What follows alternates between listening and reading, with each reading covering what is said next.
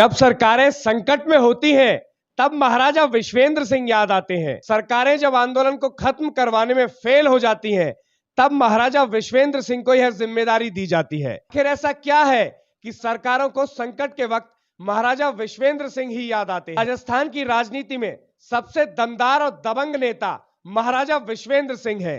यह एक बार फिर से साबित हो गया है। इनकी बात कोई नहीं टाल सकता। दमदार और दबंग व्यक्तित्व के साथ रणनीतिक चातुर्य के चलते उन्हें राजस्थान की राजनीति का चाणक्य भी माना जाता है। राजस्थान सरकार बचाने से लेकर राज्यसभा चुनाव जिताने तक उनकी मुख्य भूमिका रही।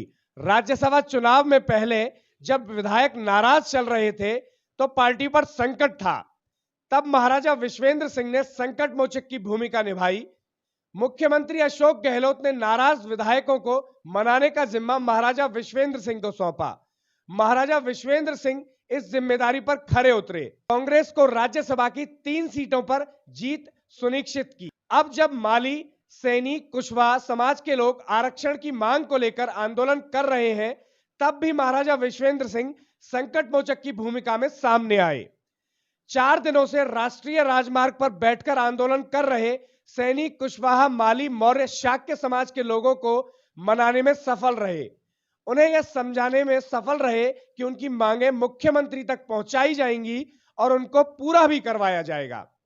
अपनी बात पर अटल रहने वाले पर्यटन मंत्री विश्वेंद्र सिंह के आश्वासन पर तुरंत समाज के लोग आंदोलन खत्म करने को तैयार हो गए।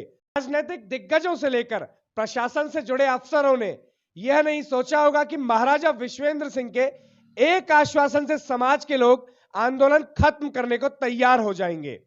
आंदोलन करने से पहले समाज के लोगों ने अल्टीमेटम दिया था कि जब तक उनकी मांगें पूरी नहीं होंगी, तब तक आंदोलन खत्म नहीं होगा। आंदोलन खत्म नहीं होगा तो राष्ट्रीय राजमार्ग भी खाली नहीं किया जाएगा।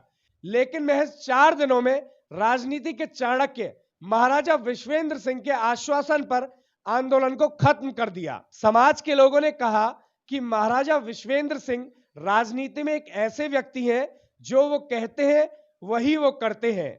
उन्होंने आश्वासन दिया है कि उनकी मांगों को मुख्यमंत्री के सामने रखा जाएगा। जो भी संभव मांगे होंगी उनको पूरा भी करवाया जाएगा। ऐसा नहीं है कि दुनिया ने पहली बार महाराजा विश्वेंद्र सिंह का यह रूप देखा है।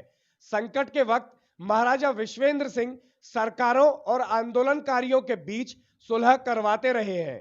यह कहना भी कोई अतिशयोक्ति नहीं होगा कि जब सरकारें आंदोलन को खत्म करवाने में फेल हो जाती हैं, तब महाराजा विश्वेंद्र सिंह याद आते हैं।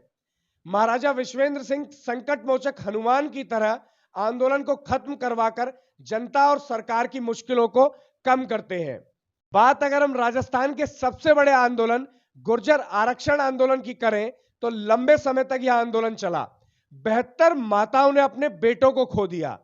उस वक्त भाजपा की वसुंधरा राजे सरकार को भी आंदोलन खत्म करवाने का कोई रास्ता नजर नहीं आ रहा था। तब संकट मोचक की भूमिका में महाराजा विश्वेंद्र सिंह सामने आए। आंदोलन को खत्म करवाकर बड़े संकट से सरकार को बचाया। गुर्जर समाज के लोगों को यह समझाने में महाराजा विश्वेंद्र सिंह सफल रहे कि सरकार की तरफ से हर संभव मांग पूरी की जाएगी। इसके बाद आरक्षण की मांग को लेकर जाट आरक्षण हुआ। उस समय भी भाजपा की सरकार थी। सरकार को समझ में नहीं आ रहा था यह मुश्किल हल कैसे करे। संकट से घिरी भाजपा सरकार को भरतपुर रियासत के महाराजा विश्वेंद्र सिंह याद आए। महाराजा विश्वेंद्र सिंह ने एक बार फिर अपना रणनीतिक कौशल दिखाते हुए आंदोलनकारियों को मनाने में सफल रहे। सरकार को राहत मिली, जाट समाज को राहत मिली और दोनों के बीच फंसी आम जनता को भी महाराजा विश्वेंद्र सिंह ने राहत की सांस दिलाई। महाराजा विश्वेंद्र सिंह के रणनीतिक कौशल की परीक्षा 2012 में भी हुई, जब गोपालगढ़ कांड हुआ। सांप्रदायिक दंगे भड़कने लगे। जब सरकार दोनों धर्मों के लोगों को समझा नहीं पा रही थी और सांप्रदायिक दंगे बड़े स्तर पर भड़कने की आशंका थी, तब भी सरकार को महाराजा विश्वेंद्र सिंह में उम्मीद नजर आई। राजस्थान सरकार के पर्यटन मंत्री महाराजा विश्वेंद्र सिंह उस वक्त भी पूरे राज्य की उम्मीदों पर खरे होते